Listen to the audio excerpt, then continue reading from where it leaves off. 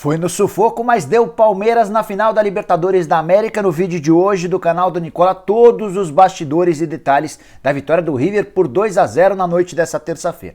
Também quero falar sobre o excelente índice de audiência registrado pelo SBT, que chegou a ser líder até em São Paulo. Novidades a respeito do Flamengo, com Marcos Braz bancando o Rogério Ceni. Vou falar ainda dos classificados para a Série A do Campeonato Brasileiro pela segundona. Tem novidades a respeito da volta ao público nos estádios no Rio de Janeiro. E por último, mas não menos importante, vou te atualizar sobre a situação de Carlos Sanches, jogador do Santos que está livre no mercado, já pode assinar um pré-contrato.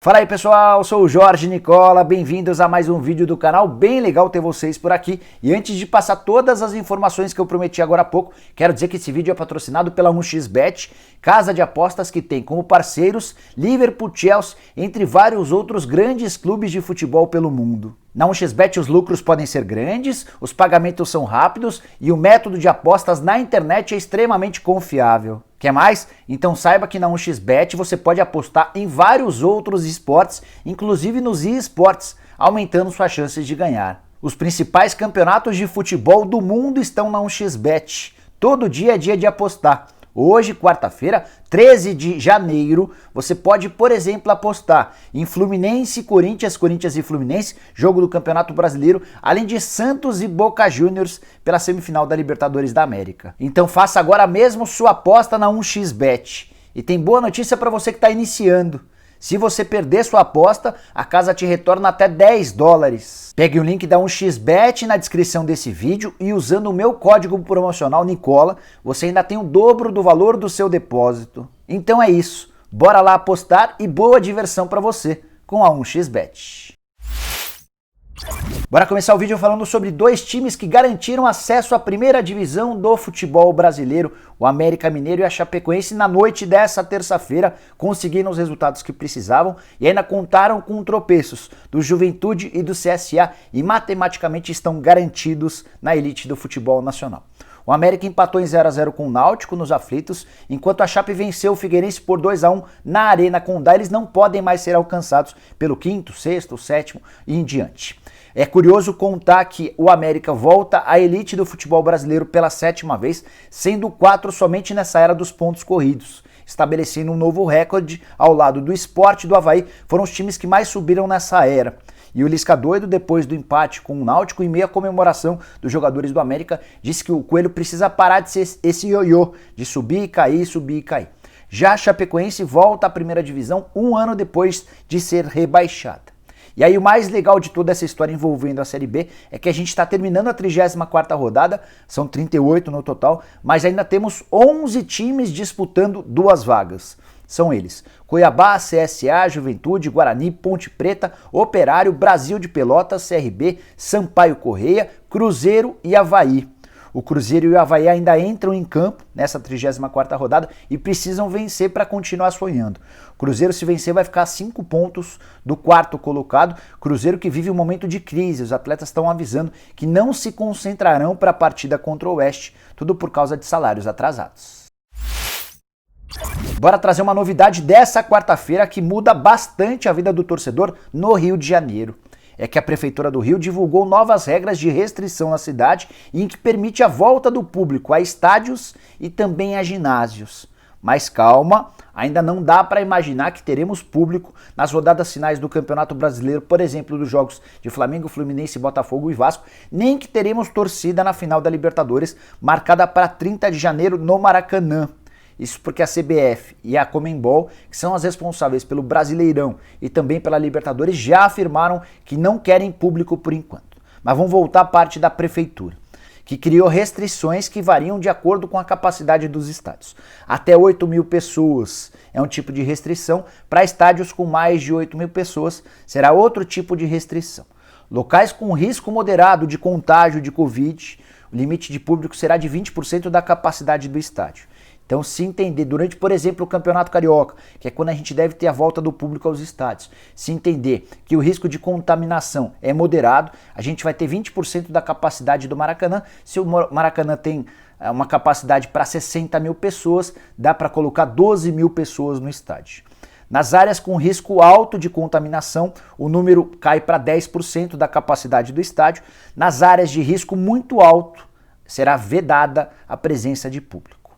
Devemos ter isso apenas a partir do Campeonato Carioca. É bom que se diga isso, não adianta você se animar. E aí, só para completar, vamos contar para vocês o número de casos de mortes e também de casos de coronavírus na cidade e também no estado do Rio. A cidade do Rio de Janeiro já teve 15.664 mortes e mais de 175 mil infectados. Já o estado do Rio de Janeiro ultrapassou 27 mortes, com 465 mil casos. Quarta-feira é dia de Santos disputando vaga na final da Libertadores da América. Na noite dessa quarta, o Santos recebe o Boca Juniors precisando de vitória simples, depois de empatar em 0-0 com o Boca na Bombonera, jogo em que o Santos foi prejudicado, um pênalti claríssimo não anotado no Marinho. Queria falar para vocês sobre Carlos Sanches. Durante uma live, coisa de 10, 15 dias atrás, alguém me perguntou se o Santos tinha a intenção de prorrogar o contrato do Sanches. O uruguaio, veterano, 36 anos de idade, tem contrato com o Santos somente até o fim do mês de junho.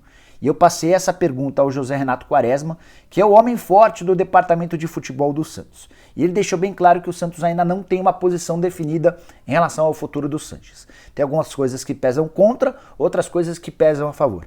Por exemplo, o Quaresma tem no Sanches um dos principais jogadores do futebol brasileiro. E ele gostaria de contar com o Sanches por mais tempo. Mas o Peixe quer ver primeiro como é que ele vai voltar de uma contusão. Ele passou por cirurgia em outubro, depois que operou o seu joelho. E a partir daí o Santos quer primeiro entender as condições dele, como é que ele vai estar fisicamente, tecnicamente. Tem muito jogador que nunca consegue voltar no mesmo nível depois de uma cirurgia no joelho. Tem outro ponto que pesa contra a permanência do Sanches, o fato dele ter um dos principais, um dos maiores salários do elenco santista, superior a R$500 mil por mês.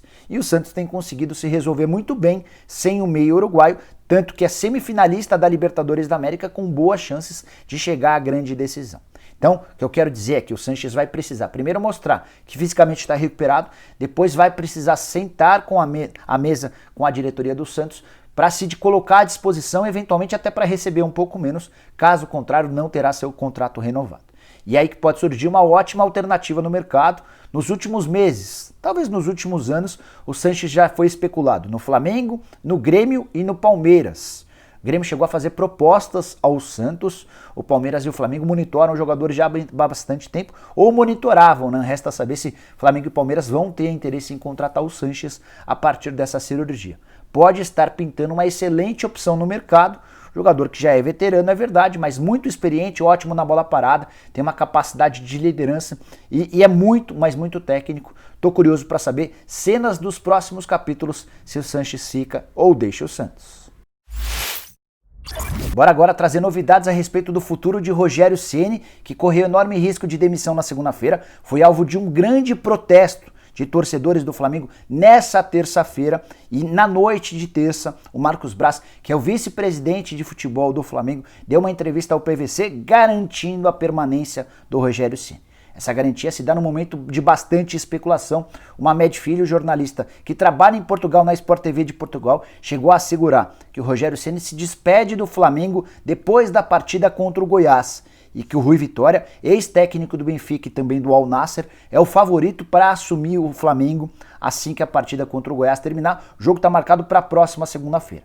E em meio a esse contexto de muita especulação, o Mamed é um dos jornalistas mais respeitados de Portugal, o Marcos Braz resolveu se posicionar e disse o seguinte, abre aspas, estou com o Rogério até o fim.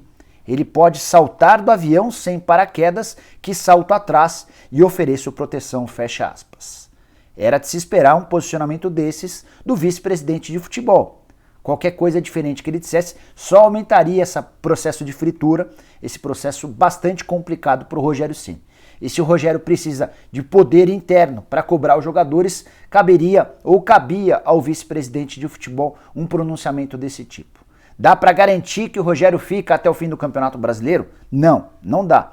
Se o Flamengo voltar a tropeçar, especialmente nesse jogo contra o Goiás, depois de uma semana inteira de preparação, a chance de o Rogério Ceni ser demitido é enorme. Mas o Marcos Braz cumpriu com o seu papel de dar força, de publicamente demonstrar apoio ao treinador. É legal contar para você que tanto durante as reuniões de segunda-feira, quanto no encontro de ontem, no Marcos Braz, do presidente Rodolfo Landim, do Rogério Ceni com os atletas, houve essa reunião na terça-feira, ficou muito claro que as responsabilidades no Flamengo vão passar a ser melhor divididas. Todo mundo está insatisfeito com o trabalho do Rogério, mas também anda bem bravo com o desempenho dos jogadores, que vão ser cobrados a partir de agora de maneira mais forte. Não se assuste se alguns titulares importantes dos últimos meses, dos últimos anos, perderem espaço. Todo mundo está ameaçado a partir de agora, até porque o desempenho do Flamengo recente é muito ruim. Sob o comando do Rogério Ceni são 12 jogos, com 4 vitórias, 4 empates e 4 derrotas, aproveitamento de 44% dos pontos. É o pior aproveitamento de um treinador do Flamengo nessa década, só melhor do que o do Ney Franco. Para completar, queria contar para vocês que todos os protestos feitos por torcedores nessa terça-feira, protestos pesados, com ameaças, com ovos atirados nos carros, não passarão em branco. Os atletas se incomodaram com a forma como o torcedor reagiu e prometem dar respostas dentro de campo. Bora começar a falar agora sobre a classificação do Palmeiras para a final da Libertadores da América, começando pela audiência. O SBT registrou números recordes durante essa terça-feira. A média de audiência foi de 19 pontos, com picos de 23, que garantiram ao SBT o maior Ibope desde 3 de maio de 2009. Ou seja, mais de 11 anos depois. Esse recorde de audiência de 2009 havia sido com um Domingo Legal, programa apresentado pelo Gugu Liberato, que nem está mais entre nós, faleceu em 2019. Pois bem, a Globo teve média de 26 pontos, a Record com 6 pontos, como eu disse, o SBT com o jogo do Palmeiras registrou uma média de 19, com picos de 23. Os melhores índices de audiência do SBT ficaram para o segundo tempo, especialmente depois que o River Plate fez 2-0 e pressionou demais, criou inúmeras oportunidades. Foi um cenário bem diferente daquele que a gente imaginava depois de uma vitória por 3-0 do Palmeiras na Argentina. Preciso te contar também que o jogo foi vice-líder em audiência em quase todas as capitais do país, entre elas Rio de Janeiro, Brasília, Belo Horizonte, Porto Alegre, Curitiba, Manaus. Em Recife, em determinado momento do jogo, o Palmeiras chegou a ocupar a primeira colocação com o SBT à frente, inclusive, da Globo. Em São Paulo, o Palmeiras e o SBT conseguiram estar à frente da Globo com o início de uma série que estava sendo exibida. O Palmeiras e o River Plate tiveram a oportunidade de ocupar a primeira colocação. E esses níveis de audiência devem ser ainda melhores no dia 30 de janeiro, data reservada para a final da Libertadores da América. Aí é bem verdade, sem transmissão exclusiva. Os canais Fox Sports também apresentarão a partida, mas por ser uma final, possivelmente com 2 brasileiros, o Palmeiras já garantido e o Santos também tem chances. Poderemos ter recordes ainda maiores do que esse registrado nessa terça. Bora fechar o vídeo falando sobre a classificação do Palmeiras no sufoco, como poucas vezes a gente viu. O River Plate dominou o Palmeiras do primeiro ao último minuto de jogo. Nem a partir da expulsão do Rojas, com 28 do segundo tempo, o River diminuiu a pressão ou diminuiu a intensidade. Foi um time muito superior ao Palmeiras. Tem até uma frase legal do Abel Ferreira, técnico do Verdão, depois da partida, sobre a derrota. Ele disse o seguinte, abre aspas: "Essa foi a melhor derrota que eu tive na carreira e a que o Palmeiras teve em sua história. E foi bom perder nessa altura da competição", fecha aspas. O Palmeiras estava invicto, eram 9 vitórias e 2 empates. Um dos objetivos era tentar conquistar o título de forma invicta. O Abel deu pouquíssimo caso a essa possibilidade de invencibilidade. Lembrou que o Palmeiras, mesmo perdendo e tomando um vareio, está classificado para a final da Libertadores, tudo porque venceu na Argentina por 3-0. O domínio do River Plate foi impressionante. 66% de posse de bola, 23 finalizações, sendo 11 no alvo. O Palmeiras finalizou apenas 6 vezes, nenhuma bola na direção do gol. É bem verdade que o Rony, no comecinho do jogo, ficou cara a cara com o Armani defendeu, e essa talvez tenha sido a oportunidade mais perigosa do Palmeiras. Já o River Plate abriu o placar aos 29 com o Rojas de cabeça, aos 44, finalzinho do primeiro tempo, o Borré fez 2-0. O Gomes ainda saiu machucado, aumentando o desespero do torcedor do Palmeiras. Comecinho do segundo tempo sai um gol do River Plate, o gol do 3-0, ele é anulado. Tem ainda mais 2 lances polêmicos, com decisões do árbitro de vídeo a favor do Palmeiras, e eu concordei com as 3 decisões. É possível que os argentinos chorem, reclamem, atribuam ou falem que o árbitro de vídeo acabou ajudando o Palmeiras. Eu discordo. Para mim, todas as decisões foram corretas. A última delas no último lance do jogo. O árbitro em campo não marcou um pênalti, o árbitro de vídeo chamou o árbitro de campo para conferir o pênalti, é até provável que ele marcasse esse pênalti, mas havia impedimento no início da jogada de um jogador do River Plate, ou seja, o impedimento acabou impossibilitando a marcação desse pênalti. Palmeiras passa, mas com muitas coisas a serem corrigidas, com muitas coisas a serem melhoradas. Já o River Plate é eliminado, mas mostra ao mundo que na América do Sul pratica o melhor futebol. Assim como no ano passado, quando acabou caindo diante do Flamengo na final, o River havia sido muito melhor do que o Flamengo. Por 85, 86 minutos, havia dominado o Flamengo, algumas desatenções nos minutos finais, garantindo os 2 gols do Gabigol que valeram ao Flamengo o título e o vice-campeonato ao River Plate. Foi mais ou menos assim que funcionou. O River jogou muito mal em casa, tomou um 3-0, dominou o Palmeiras durante todo o tempo no Allianz Parque, mas acabou sendo eliminado com essa vitória por 2-0. Só para completar, essa eliminação do River Plate pode determinar a saída do Gallardo. E aí tem uma entrevista também do Abel Ferreira pós-jogo falando sobre o técnico argentino. A frase também é bem boa, por isso eu separei. Abre aspas.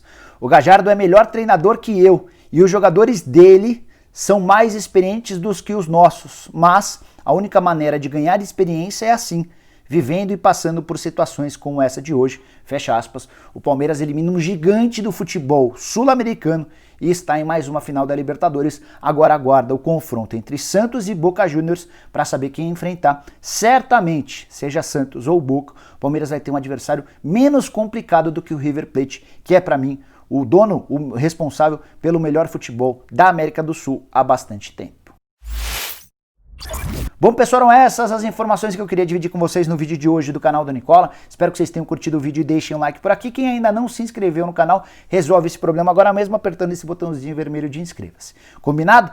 Nos vemos em breve. Tchau, tchau!